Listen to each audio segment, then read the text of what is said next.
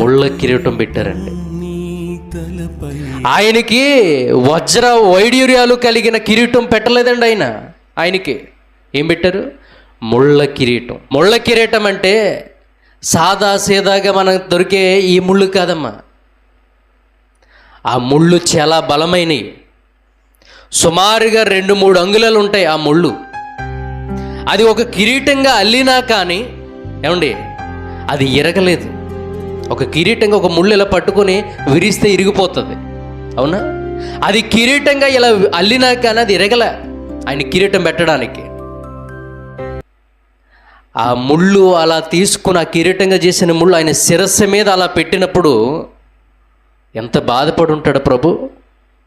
ఆ ముళ్ళు ఇదిగో ఈ పుర్రు ఉంది కదా, ఈ యొక్క తల భాగం, ఈ తల భాగంలోనికి చొచ్చుకుని పోవాలి, లోపలికి పోవాలి.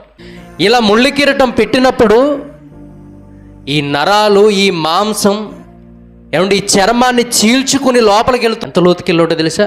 సుమారుగా అంగుళన్నర లోపలికి వెళ్ళాయంట. ఈ బోను యొక్క ఈ తల భాగం ఏదైతే ఉందో ఈ శిరస్సు లోపలికి కూడా ముళ్ళు గుచ్చుకుపోయాయని. అండ్ ముళ్ళు అంత బలంగా గుచ్చుకుంటాయంటే అంత బలమైన ముళ్ళు కాబట్టి శిరస్సులో కూడా వెళ్ళిపోయాయి. ఎక్కడైనా మన చేతి వేళ్ళకి పని చేస్తున్నప్పుడు చిన్నగా ఇంత ముళ్ళు దిగితే ముళ్ళు ఉండిపోయిందని.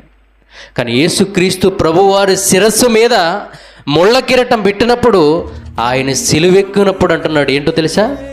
తండ్రి, వీరేమి చేయుచున్నారో తెలియదు గనక క్షమించండి అని. అనగలమా ఆ సందర్భంలో మాట? అనగలమా అప్పుడు ఆ మాట మనం?